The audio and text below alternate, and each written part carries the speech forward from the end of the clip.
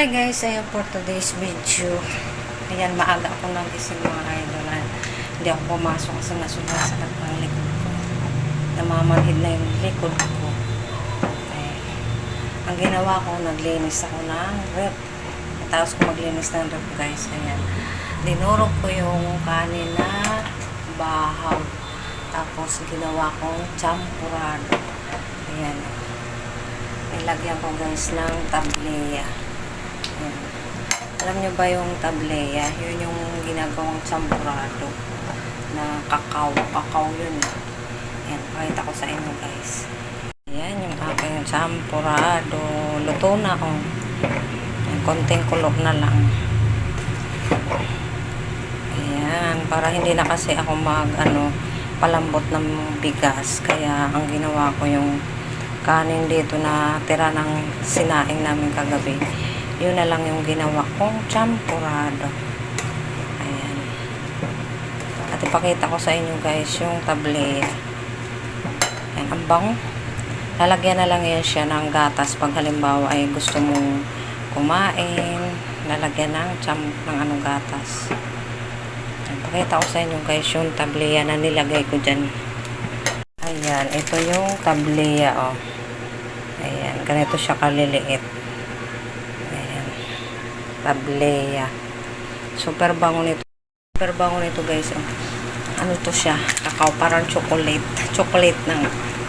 Yan yung pinanglalagay talaga sa champurado. So ito, palalapot-laputin lang natin yan. Tapos, saka natin i-off yung kalan. Ayan. Kapag tayo ay may mga bahaw guys, gawin yung champurado. Kaya isangag ko kasi sayang.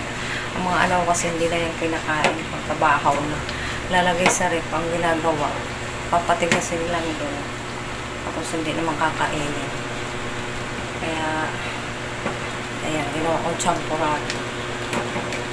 Lalagyan na lang natin ng gatas na iba. Ayan, sarap na.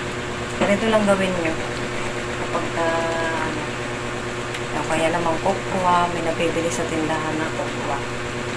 Gawin niya yung champurado. Kaya sinangag.